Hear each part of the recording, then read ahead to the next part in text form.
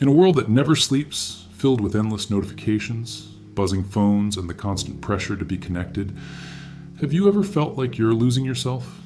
We're so afraid of being alone, so terrified of silence, that we've forgotten how to just be. But what if I told you that the secret to unlocking your greatest potential, your deepest creativity, and your true purpose lies not in the crowd, but in the quiet? What if being alone isn't a weakness, but the ultimate superpower of the 21st century? Think about one of the most iconic figures of our time, Steve Jobs, the man who put a universe in our pockets.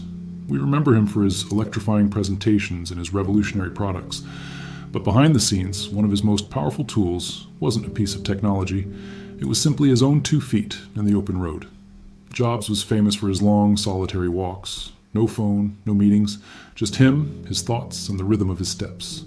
It was during these quiet moments of reflection that the seeds of innovation were planted. He used solitude to cut through the noise, to simplify complex problems, and to connect with his own intuition. He understood that to create something truly original, you first need to hear your own voice, clear and undisturbed.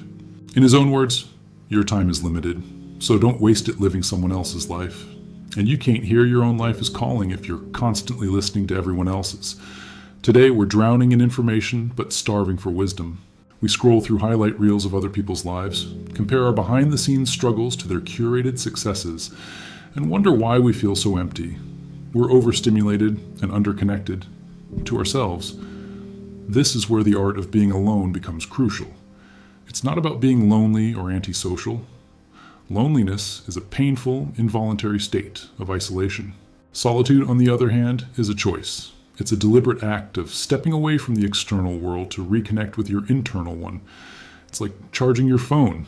You can't keep it running on 1% forever. You have to plug it in, let it rest, and recharge. Solitude is how you recharge your mind, your spirit, and your creativity.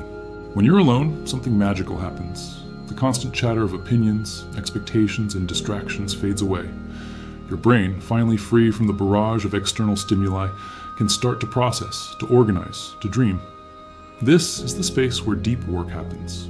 It's where you can finally tackle that big project, write that book, or figure out your next career move without 1,000 interruptions.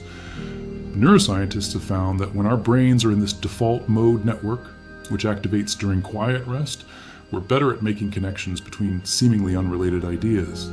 This is the birthplace of those aha moments, the flashes of insight that can change everything. You stop reacting to the world and start creating your own. Think of it like this. Your mind is a garden. If you're constantly letting other people throw seeds of their opinions, fears, and dramas into it, you'll end up with a tangled mess of weeds. But when you spend time alone, you become the gardener. You get to choose which seeds to plant, seeds of purpose, passion, and clarity. You can pull the weeds of self-doubt and distraction. You get to cultivate the thoughts and ideas that truly matter to you. This is how you build a life of intention, not a life of reaction.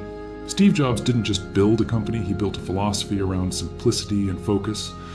And that philosophy was born from his commitment to solitude. He trimmed away the non-essential to let the essential shine through. And you can do the same. So, how do you start practicing this superpower? It does not mean you have to go on a week-long silent retreat or move to a cabin in the woods, though that sounds nice. It can start small. It can be a 15-minute walk in the morning without your phone.